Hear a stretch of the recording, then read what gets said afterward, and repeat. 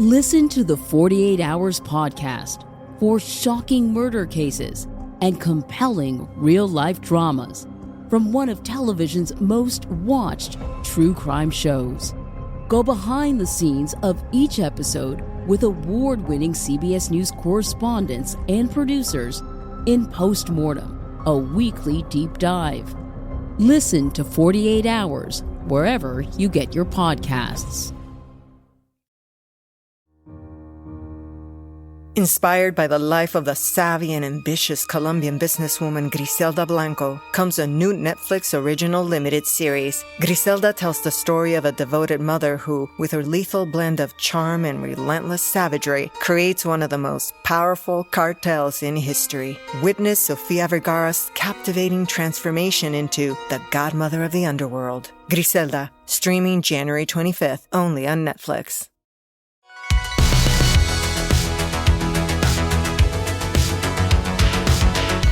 Welcome back to another episode of No Waco. This is your host, Debbie. Welcome back to another episode of No Waco. I'm your host, Debbie, and today we have some very special guests here in the studio.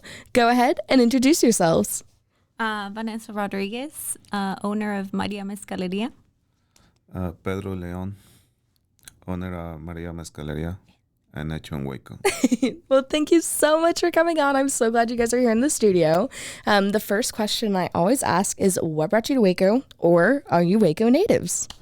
I was actually born and raised in Monclova, Coahuila, Mexico. And my parents immigrated to the United States when I was 12 years old. So I am not a Waco native, but I've been here for many years. I do tell people it is more of a title you have to claim. So if you claim the title of Wacoan, you can be a Wacoan. And for you? I'm from Jalisco, Mexico. I moved to the United States in 2002. And I've been on Waco since 2008. 2008. Wow, that's crazy. So you've been in Waco a really long time, and you've been able to see the progression in town and kind of how much it's grown and boomed, definitely. So you actually run Hecho in Waco, and you used to run number 9 for a really long time. So you've been in the restaurant industry for quite a while, right? Yes. And then now with your brand new venture, tell me more about it. So we decided to open Maria Mezcaleria because like we were talking about earlier, I've been a stay-at-home mom for 4 years, and I was always telling my husband that I wanted to start working. And at first, we had said that we wanted to open a wine bar, but then somehow that didn't work out. And then one day, he was like, why don't we open a mezcal restaurant? Because I love mezcal. Mm-hmm.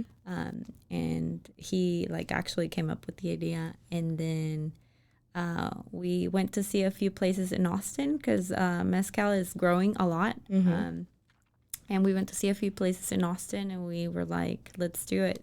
And somehow we just came up with the idea to open a restaurant bar. But we wanted to focus more on the bar side. Mm-hmm. And yeah, we just went and opened it. Yay, that's fantastic. So for those at home who don't know, explain what mezcal is. Okay, so mezcal is its own spirit.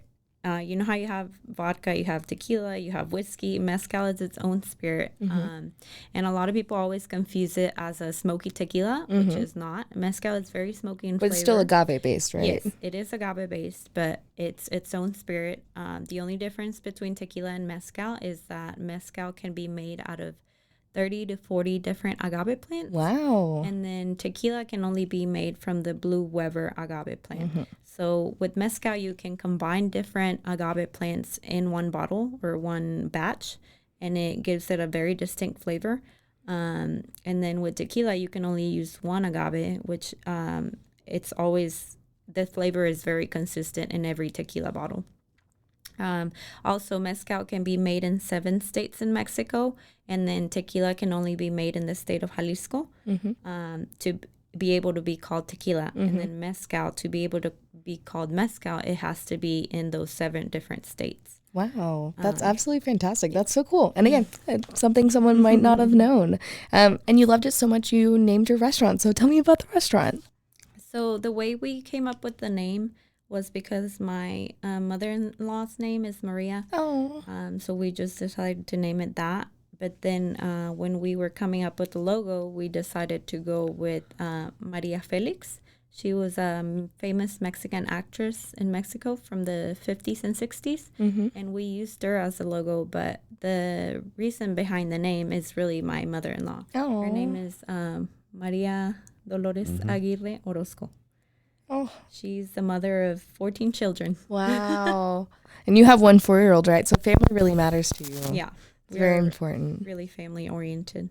I love that. And so now you guys are open. So tell me where you're at. Why did you choose where the old Rayleigh was? Why the Hippodrome? Why the location? So we looked at other places, but Pedro's actually friends with Hunter Harrell. Mm-hmm. And one day he just asked him about like going to look at it, just because. Just to see. Yeah. And he actually took us to look at it, and we kind of fell in love with it. Aww. Because it was like a small, it's a very small place, and it just seems cozy. Yeah. And that's how we found it, because he actually took us there. Yeah, shout out. Well, that's absolutely fantastic. So you guys just have your soft opening. So how long have you guys actually been up and running now? We just been there for like for a month. About a month, yeah. For a month. And every time I look out there, that patio was full. So I think you guys are doing amazing. Yes, the patio is really nice. Yeah, what has the community response been like?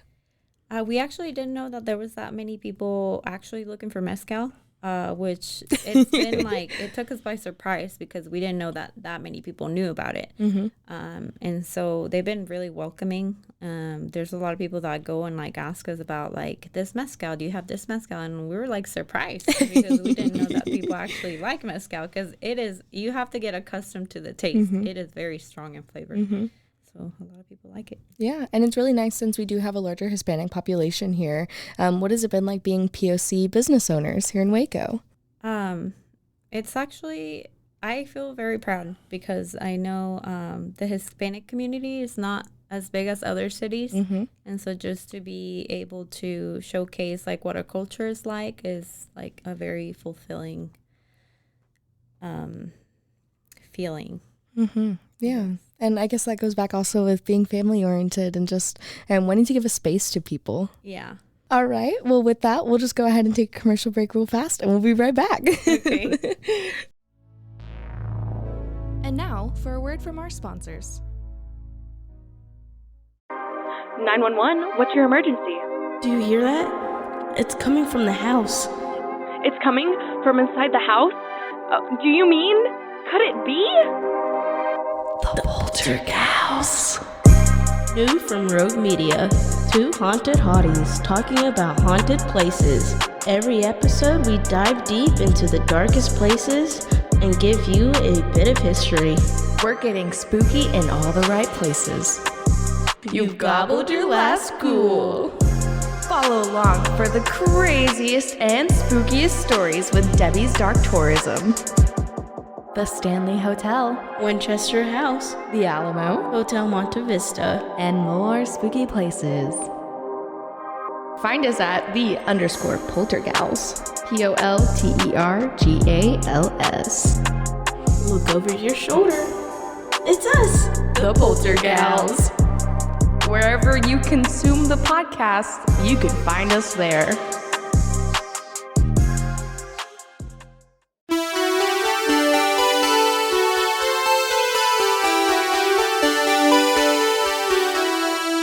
Oh yeah, Loud. I'm back, Okay. baby. Woo! Hi, I'm Trey Cooper, I'm Solomon Cooper. and we're the hosts of the Kid Stays in the podcast. It's a cross-generational discussion about movies. Two perspectives.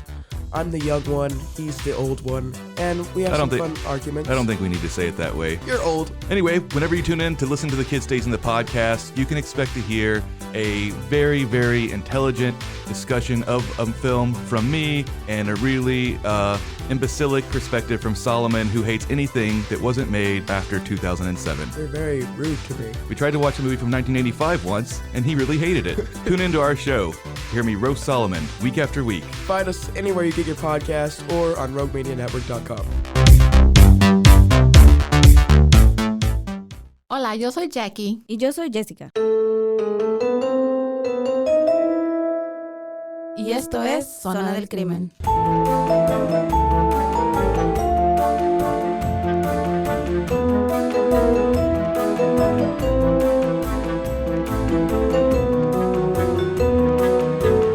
Un podcast donde hablaremos sobre casos de crímenes reales y eventos impactantes que han quedado marcados a través del tiempo. Recuerden que nos pueden seguir en Facebook, Instagram o donde escuches tus podcasts favoritos.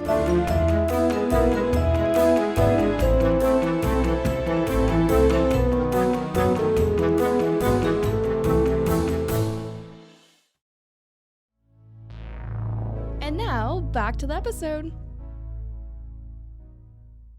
And we're back. So we were just talking about how it's so important to have family and giving space in our community, and especially your amazing restaurant.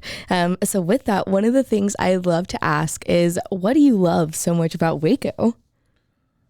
Well, I love Waco because Waco been good to me.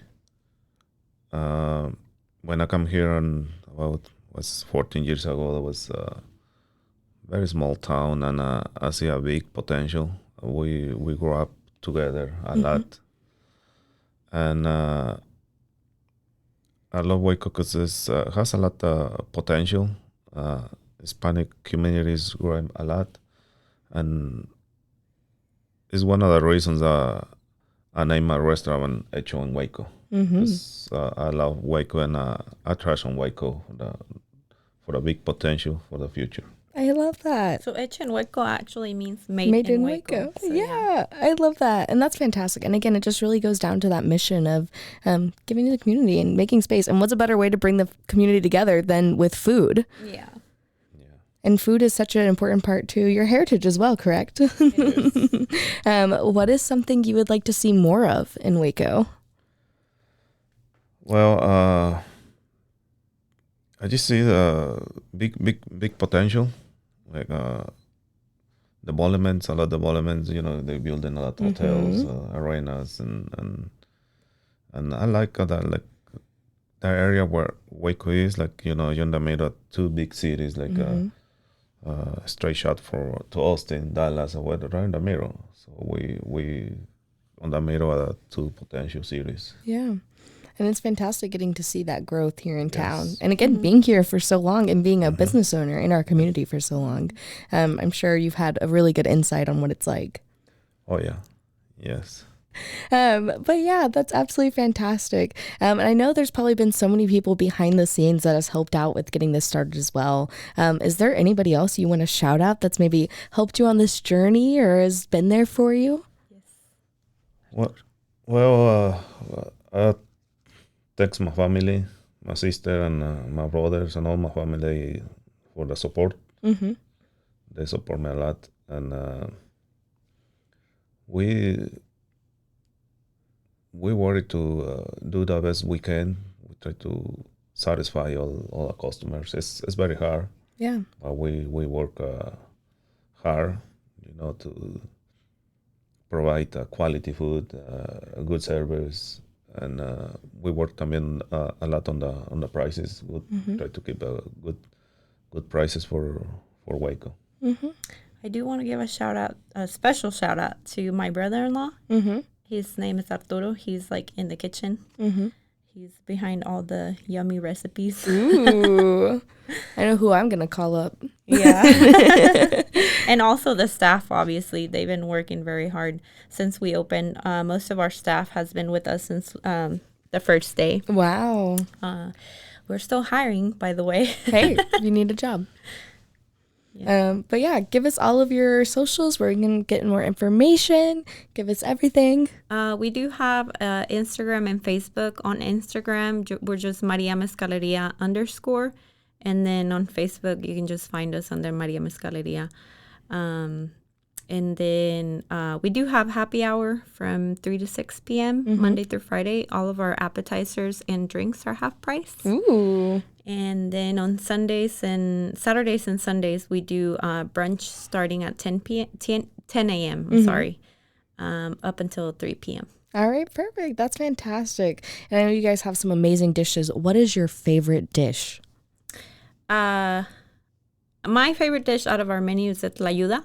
Ooh. It comes from the region of Oaxaca, and it is a thin, crispy corn tortilla. It's large in size, and then you can get refried beans on it, cheese, and you can get either beef fajita, chicken fajita, carnitas, chorizo on it. Ooh. It's very good. It's our most popular dish too. Wow. That's my favorite one. What's your favorite? Same time. Same. I like, They're just one of the same. Cochinita and carnitas, but we're going to create new dishes. Ooh, okay. We try to bring. We're going to focus on tamales oaxaqueños. I hope they'll be my favorite. So good. And I try to chase my sister because on Mexico she do the best tamales. But it's hard to. She can pass me the recipe. Yeah, there you go. Yeah. Just call her up. Be like, give me that recipe or else. Yeah. That's so amazing. And, again, just sharing culture and sharing food is so important. Yes. And before we end, we actually brought you a special gift. Oh, my gosh. For me? For all of you. So That's so exciting. Creyente mezcal. I'm so that y'all can try it. I'm so excited. Well, thank you guys so much. Here, I'll put this right here so people can see it. You tell me about this one. Tell me all about it. What is all the liquors make different effects on you, but actually, if you drink mezcal, that makes you smarter. Oh. Well, I'm definitely going to drink the whole bottle. It's a saying. Is there scientific evidence to back this up? I don't think so. Well, I'm really excited about that, and thank you so much for bringing it. So where's this one from? Does it? That one is from Oaxaca, Mexico. Okay, yeah. awesome. So most of the mezcal that we do have at Maria Mezcaleria is from Oaxaca. We also have some that is from Guerrero, but most of the mezcals that we carry are from the region of Oaxaca. Wow, that's really cool. So the most smarter people drink mezcal. Mm-hmm. That can be your new logo. Yeah. That's your new slogan for the restaurant. Yes. Come, it makes you smarter. Well, it's absolutely fantastic. Thank you so much for sharing with us today and coming on the show. Is there anything else you want to share with our listeners today? No, I just want to thanks Waco, thanks all the community for the support, and thanks to the people to support the local business. Yeah, it's fantastic, and just having this opportunity. Thank you for having us here. Yes, thank you.